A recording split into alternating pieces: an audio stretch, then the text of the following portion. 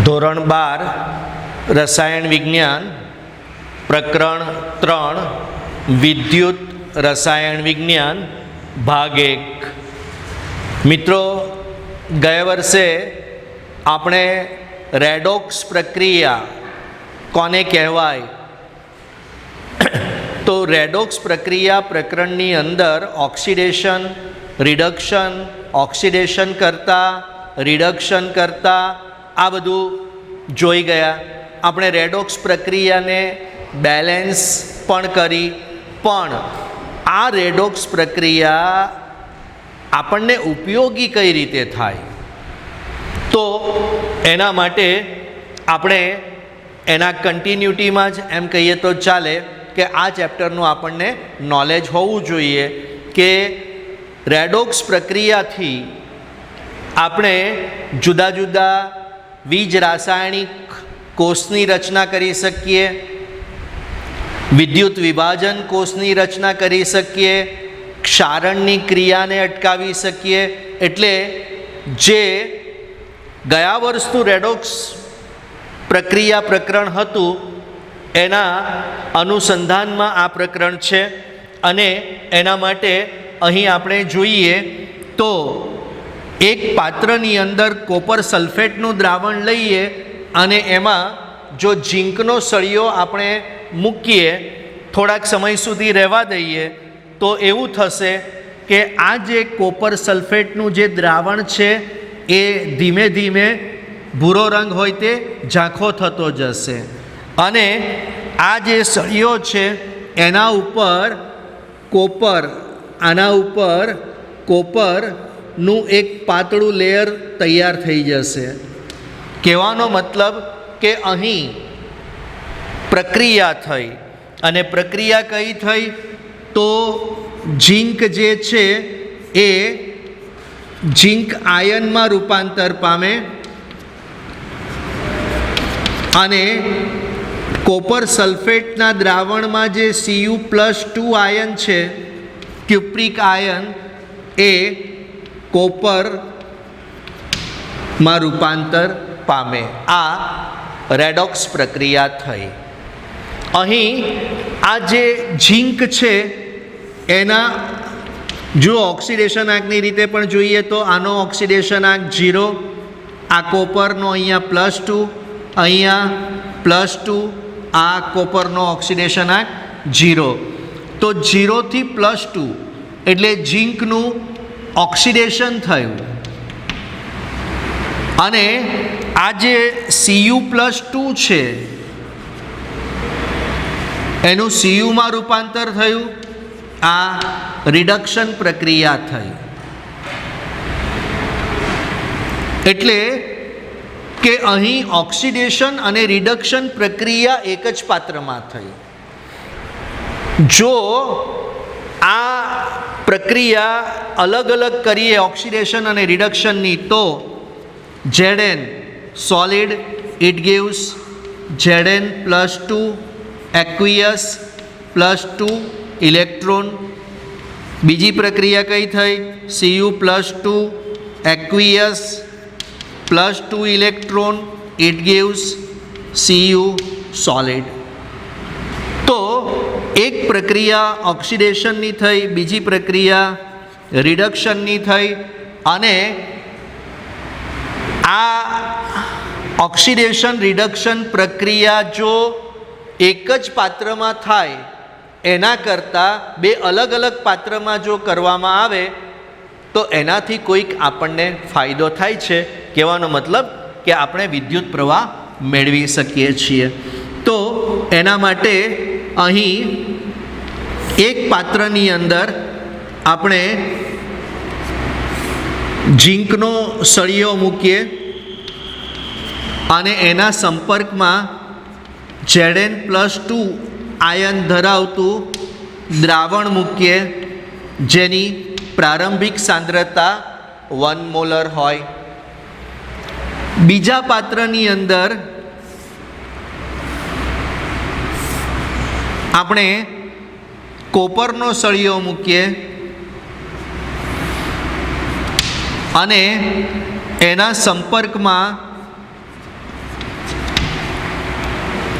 Copper sulphate Cu+2 અને SO4-2 એટલે કે કોપર સલ્ફેટ એનું 1 મોલર સાંદ્રતા, પ્રારંભિક સાંદ્રતા 1 મોલર હોય એવું દ્રાવણ બનાવીને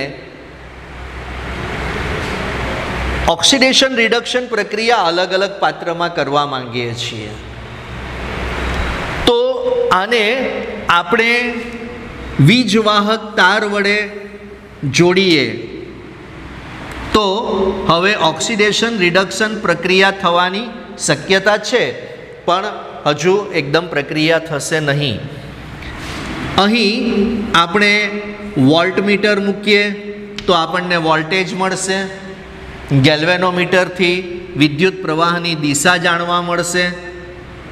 બીજું કે અહીં આ પાત્રમાં એક જ ઓક્સિડેશન અર્ધ પ્રક્રિયા અથવા રિડક્શન અર્ધ પ્રક્રિયા થશે.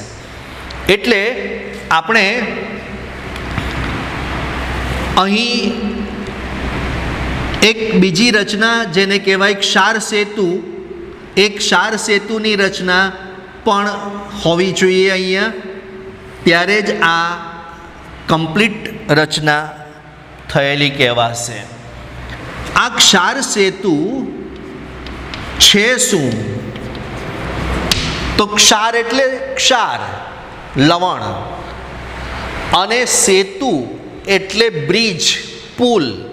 અને પુલનું કાર્ય શું છે? બે અલગ અલગ રચનાઓને જોડવાનું. તો આના માટે શું કરવામાં આવે કે એક કાચની નળી લેવામાં આવે, એને ગરમ કરીને વાળીને યુ આકાર કરવામાં આવે અને એની અંદર અગર અગર અથવા જેલી જેવો એ પદાર્થ છે, એની અંદર પોટેશિયમ નાઇટ્રેટ કે એમોનિયમ નાઇટ્રેટ ભરીને આની અંદર ભરી દેવામાં આવે. અને આ જે ક્ષાર સેતુ છે એના બંને છેડા બે અલગ અલગ પાત્રમાં જોડવામાં આવે. ક્યારેક અહીં ગ્લાસ વૂલથી આ બંને છેડા બંધ કરવામાં આવે છે. તો મિત્રો, આ પ્રકારની રચના થાય. અહીં આપણે એક કી મૂકી દઈએ, ચાવી, સ્વિચ જેવું. જેવું આ સ્વિચ ઓન કરીએ અથવા કી નાખીએ એટલે શું થશે? ઇલેક્ટ્રોનનો પ્રવાહ આ ઝીંકના સળિયા તરફથી કોપરના સળિયા તરફ આવશે. કેમ આવું થાય છે? ઇલેક્ટ્રોનનો પ્રવાહ ઝીંકના સળિયા તરફથી કોપરના સળિયા તરફ કેમ? કેમ કોપરના સળિયા તરફથી ઝીંકના સળિયા તરફ નથી આવતું? તો અહીં આ ઝીંક અને કોપર, ઝીંકનો સળિયો આપણે ઝીંક સલ્ફેટના દ્રાવણમાં મૂક્યો એટલે આ એક અર્ધકોષ કહેવાયો, અને કોપરનો સળિયો કોપર સલ્ફેટમાં મૂક્યો, આ બીજો અર્ધકોષ કહેવાયો. બીજું કે આ ધાતુના સળિયા એના સંપર્કમાં દ્રાવણ છે અને એની સપાટી ઉપર ઓક્સિડેશન કે રિડક્શન કોઈ પ્રક્રિયા થવાની છે એટલે એને વિદ્યુત ધ્રુવ કહેવાય. શું કહેવાય? વિદ્યુત ધ્રુવ, જેને અંગ્રેજીમાં ઇલેક્ટ્રોડ કહેવાય છે. એટલે આ ચેપ્ટરને પણ અંગ્રેજીમાં ઇલેક્ટ્રોકેમિસ્ટ્રી કહેવાય.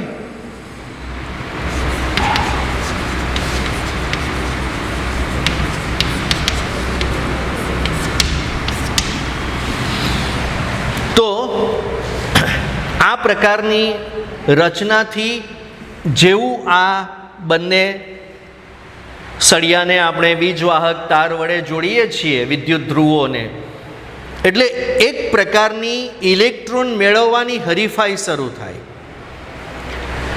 એટલે કે ઇલેક્ટ્રોન મેળવવાની ક્રિયા કઈ છે? રિડક્શન. એટલે રિડક્શન પામવાની જે તીવ્રતા છે, બરાબર, એ કોપરની વધારે છે ઝીંકની સરખામણીમાં. એટલે કોપરની સાપેક્ષે ઝીંક શું કરશે? ઇલેક્ટ્રોન ગુમાવશે. એટલે અહીં આ સપાટી ઉપર, ઝીંકના સળિયાની સપાટી ઉપર ઓક્સિડેશન પ્રક્રિયા થશે, જ્યારે કોપરના સળિયાની સપાટી પર અહીં રિડક્શન પ્રક્રિયા થશે. એટલે શું થાય?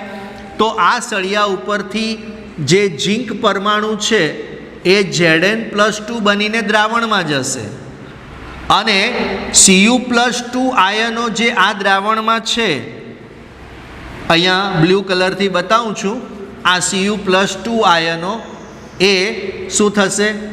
આ તાંબાના સળિયાની સપાટી પર જઈને એ કોપરમાં રૂપાંતર પામશે. એટલે આ સળિયાનું, ઝીંકનો જે સળિયો છે એના વજનમાં ઘટાડો થશે અને આના ઉપર કોપર જમા થાય છે, ડિપોઝિટ થાય છે. એટલે કોપરના સળિયામાં એના વજનમાં વધારો થશે. એટલે એમ કહીએ તો ચાલે કે જ્યાં ઓક્સિડેશનની પ્રક્રિયા થાય એ એનોડ કહેવાશે અને જ્યાં રિડક્શન પ્રક્રિયા થાય એ કેથોડ કહેવાશે. હવે જે એનોડ છે, જે ટાઈમે આ વીજવાહક તાર જોડતાની સાથે શું થયું? તો અહીં એનોડ પર ઇલેક્ટ્રોનનો જથ્થો વધારે હતો. કોની કમ્પેરિઝનમાં? કોપરની સળિયાની કમ્પેરિઝનમાં. એટલે શું થયું કે આનો વીજભાર જે છે એ નેગેટિવ, એટલે ઋણ ધ્રુવ કહેવાશે અને કોપરનો જે સળિયો છે એ ધન ધ્રુવ કહેવાય. પરિણામે અહીં શું થયું? આ પ્રકારની ગોઠવણ કરવાથી વિદ્યુત પ્રવાહ મળે છે આપણને.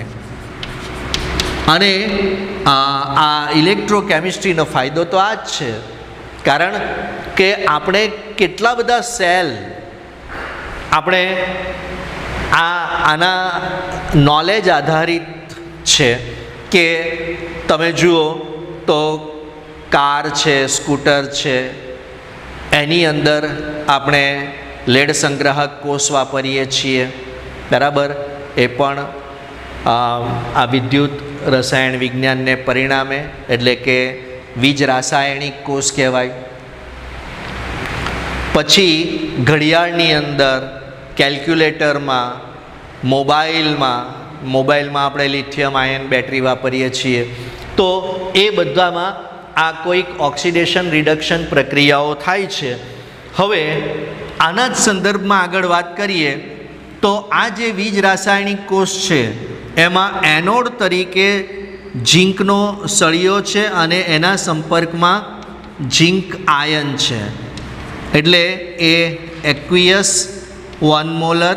એટલે આપણે શું કર્યું કહેવાય કે આ અર્ધકોષનું આપણે સાંકેતિક નિરૂપણ, સંકેતમાં દર્શાવ્યું.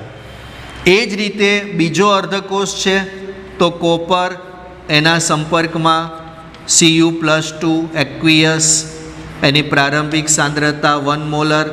તો આ આપણે બીજા અર્ધકોષનું સાંકેતિક નિરૂપણ કર્યું. અહીં તમે ત્રાંસી લીટી કરી શકો અથવા ઊભી લીટી કરી શકો, પણ આ એકબીજાના સંપર્કમાં છે એમ કહેવાય.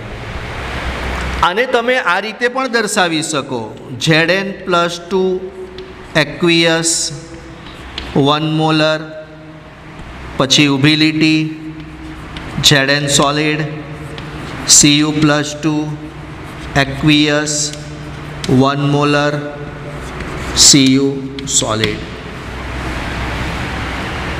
પણ જ્યારે બે અર્ધકોષો જોડીએ એટલે એક સંપૂર્ણ વીજ રાસાયણિક કોષ બને છે અને આ જે સંપૂર્ણ વીજ રાસાયણિક કોષ બને એ વીજ રાસાયણિક કોષનું સાંકેતિક નિરૂપણમાં શું કરવાનું? તો સૌથી પહેલાં ઓક્સિડેશન કોનું થાય છે? ઝીંકનું. એની ભૌતિક અવસ્થા છે ઘન, એટલે ઝીંક સોલિડ. પછી એના સંપર્કમાં શું છે? Zn+2 aqueous 1 molar. તમે અહીં ઝીંક સલ્ફેટ ZnSO4 બી લખી શકો. ત્યાર પછી આ બાજુ કેથોડ તરીકે જે છે એ એમાં કેથોડ તરીકે કોપરનો સળિયો છે, પણ એના સંપર્કમાં જે Cu+2 એક્વિયસ 1 મોલર આ રીતે બતાવી શકીએ. અહીંયા ત્રાસીને બદલે ઊભી લીટી પણ કરી શકો. અને આ બંને દ્રાવણ ક્ષાર સેતુથી જોડાયા છે, એટલે વચ્ચે ઊભી સમાંતર બે ત્રાસી લીટી કરવી પડે. એટલે આ બીજ રાસાયણિક કોષ Cu+2 એક્વિયસ. તો આ બીજ રાસાયણિક કોષ થયો. હવે આનો વોલ્ટેજ કેટલો મળે? આને સેલ પોટેન્શિયલ પણ કહેવાય, અને એ આપણને નિયરલી 1.10 વોલ્ટ મળે. તો આ ડેનિયલ કોષ છે, એને ગેલ્વેનિક કોષ પણ કહેવાય.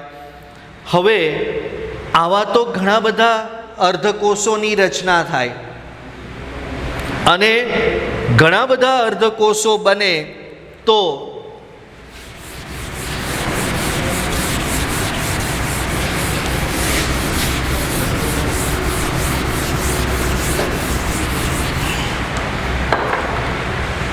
જો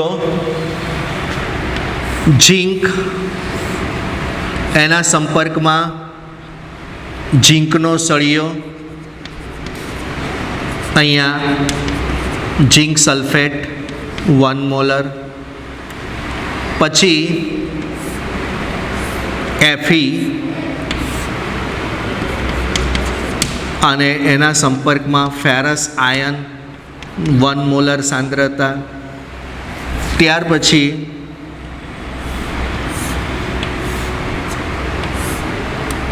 કોપરનો સળિયો, એના સંપર્કમાં કોપર સલ્ફેટનું દ્રાવણ ઇમ્પોર્ટન્ટ છે અહીંયા, Cu+2 આયન. ત્યાર પછી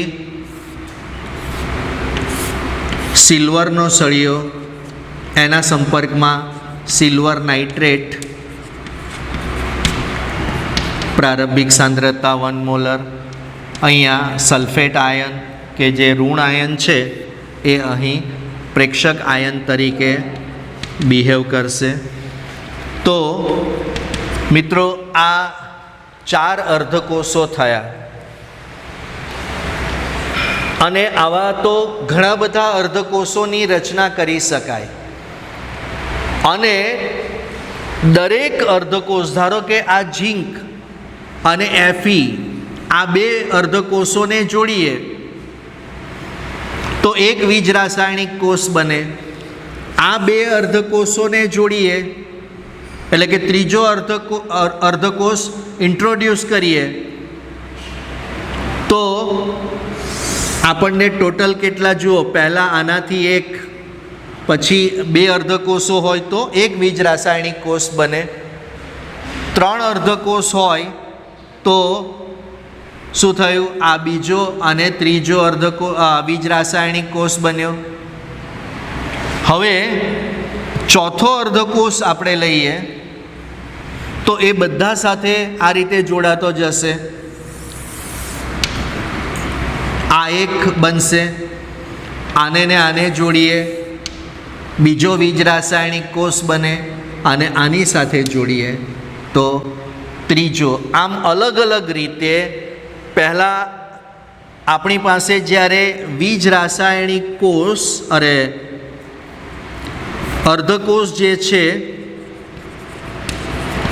એ અર્ધકોષની સંખ્યા 2 હતી, ત્યારે બીજ રાસાયણિક કોષ 1 બનતો હતો. અર્ધકોષની સંખ્યા 3 થઈ, 1 2 3, ત્યારે બીજા નવા 2 ઉમેરાયા, એટલે ટોટલ કેટલા થયા? 3.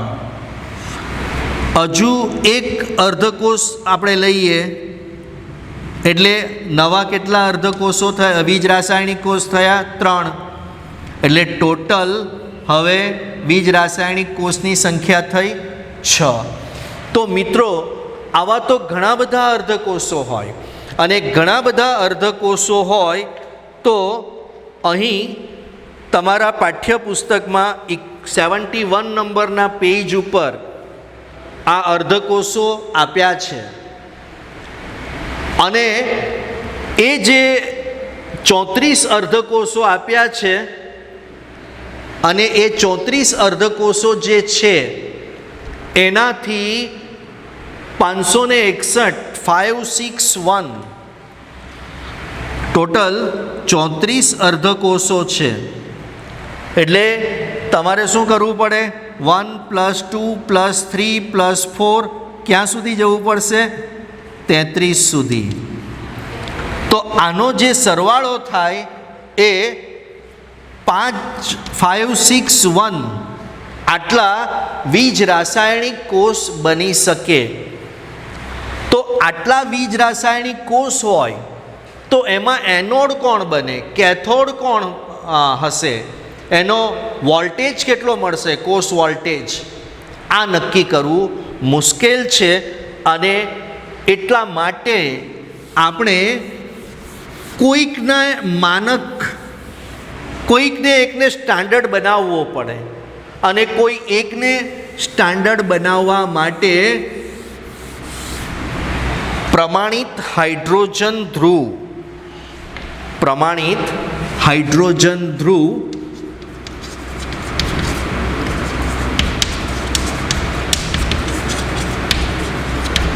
અથવા પ્રમાણિત ધ્રુવની રચના કરવામાં આવી. આ પ્રમાણિત હાઇડ્રોજન ધ્રુવ શું છે? તો હાઇડ્રોજનની સાપેક્ષે હાઇડ્રોજનની ઓક્સિડેશન રિડક્શન પામવાની વૃત્તિની સાપેક્ષે અન્ય અર્ધકોષોના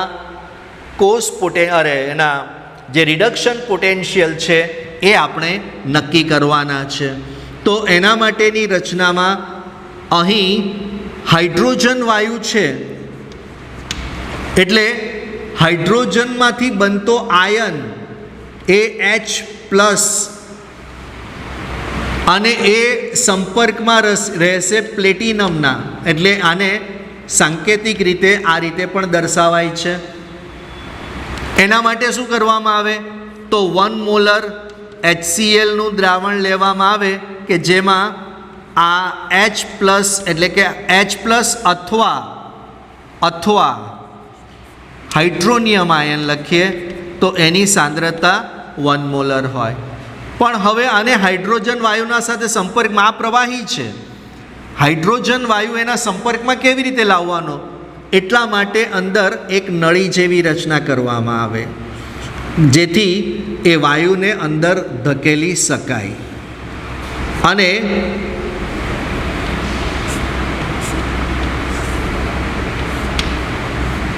આ રીતે અહીંયાથી હાઇડ્રોજન વાયુ અંદર દાખલ કરવામાં આવે તો હાઇડ્રોજન વાયુ અંદર જશે, પણ એ તો તરત જ પરપોટા થઈને બહાર નીકળી જાય. એને કોઈક અટકાવવાવાળું જોઈએ કે જેથી દ્રાવણમાં એને પ્રક્રિયા કરવા માટે સમય મળે.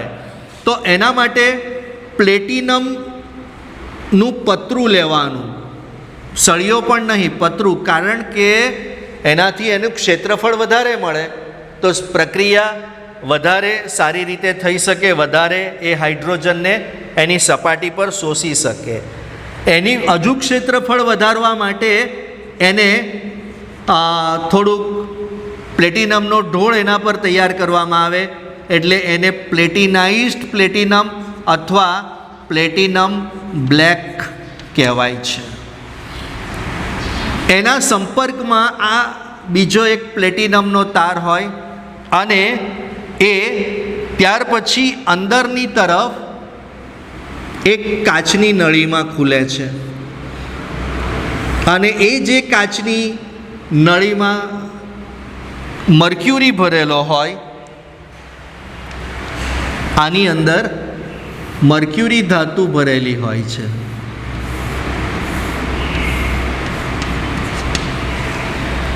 અને પછી આમાં અહીંયા ફરી પાછો તાંબાનો તાર બહાર કાઢેલો હોય છે. હવે શું કરવામાં આવે? તો દરેક અર્ધકોષોને, જો અહીંયા જે હાઇડ્રોજન વાયુ આપણે દાખલ કરીએ છીએ એ સતત 1 બાર દબાણે એને અંદર દાખલ કરતા જ રહેવાનું છે. ઓક્સિડેશન થાય કે રિડક્શન થાય, સતત એક બાર દબાણે આ હાઇડ્રોજન વાયુ આ નળીમાં દાખલ કરવાનો. એટલે એ હાઇડ્રોજન વાયુ H+ સંપર્કમાં આવે એટલે હાઇડ્રોજન ગેસ 1/2 H2 ગેસ લખીએ છીએ. એમાંથી H+ આયન બનશે અને ઇલેક્ટ્રોન મુક્ત થશે. જો અહીં આ પ્રક્રિયા થઈ તો એ ઓક્સિડેશન પ્રક્રિયા કહેવાશે. અને જો H+નું H2માં રૂપાંતર થાય તો એ રિડક્શન પ્રક્રિયા. બંને પ્રક્રિયા શક્ય છે, કારણ કે કયો અર્ધકોષ જોડીએ છીએ એની સાથે એને સંબંધ છે.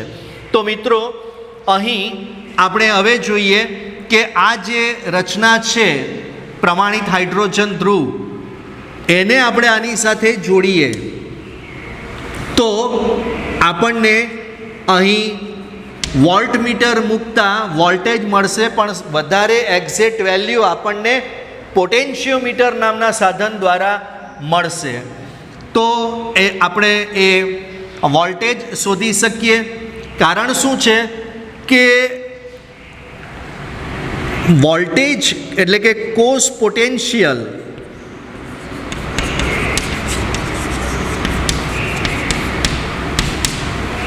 એ બે વિદ્યુત ધ્રુવોના રિડક્શન પોટેન્શિયલ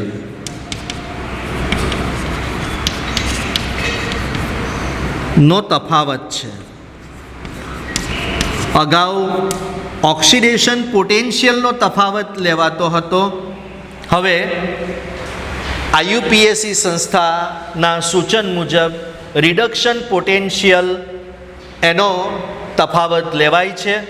અને એના માટે શું કરવું પડે તો કે cell potential is equal to standard cell reduction potential of cathode minus standard reduction potential of anode.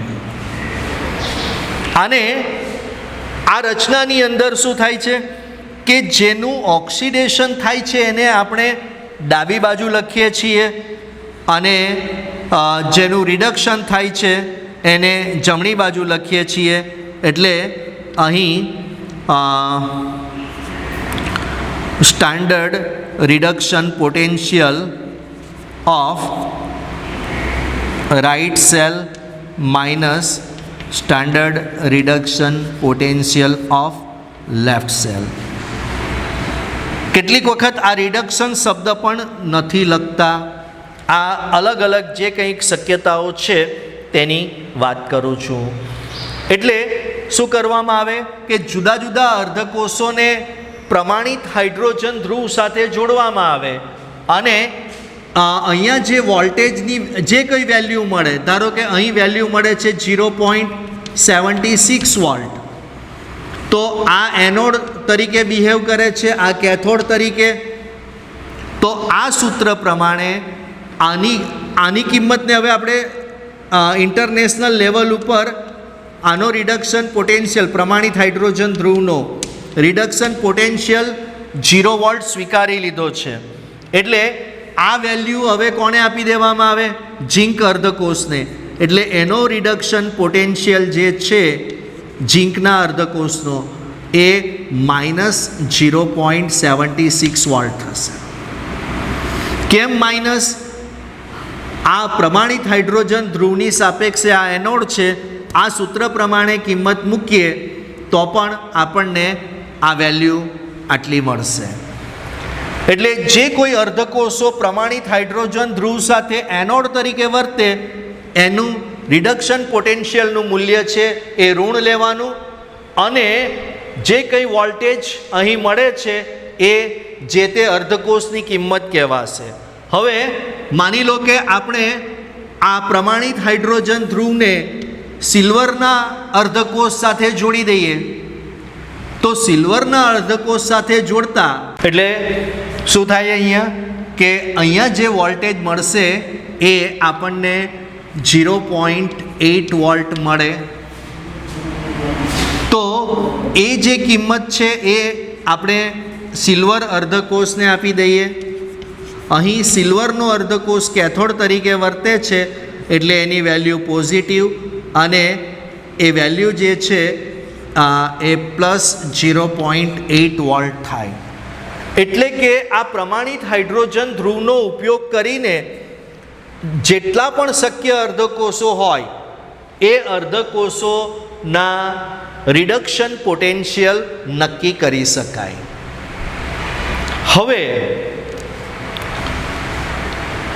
જે કોઈ અર્ધકોષનો રિડક્શન પોટેન્શિયલ છે તો એનો ઓક્સિડેશન પોટેન્શિયલ પણ પોસિબલ છે, અને એ ઓક્સિડેશન પોટેન્શિયલની કિંમત રિડક્શન પોટેન્શિયલ કરતાં વિરુદ્ધ છે. એટલે અહીં આપણે સિલ્વરના અર્ધકોષ માટે એ વેલ્યુ મળશે આપણને -0.8 વોલ્ટ. તેમ અહીં આ પ્રમાણિત હાઇડ્રોજન ધ્રુવ એના માટે આપણને એનો ઓક્સિડેશન એટલે ઝિંક અર્ધકોષ માટે જે એનો ઓક્સિડેશન પોટેન્શિયલ છે એ +0.76 વોલ્ટ થાય. હવે આ બધા અર્ધકોષોના રિડક્શન પોટેન્શિયલ નક્કી કરવામાં પ્રમાણિત હાઇડ્રોજન ધ્રુવમાં એક પ્રોબ્લેમ એ આવે કે સતત એક બાર દબાણ મેન્ટેન કરવું પડે, અને સતત એક બાર દબાણ જો મેન્ટેન ન થાય તો વોલ્ટેજમાં ફ્લક્ચ્યુએશન આવી શકે, અને એના માટે પછી કેલોમલ મર્ક્યુરીથી બનાવેલો આ કેલોમલ ઇલેક્ટ્રોડ છે,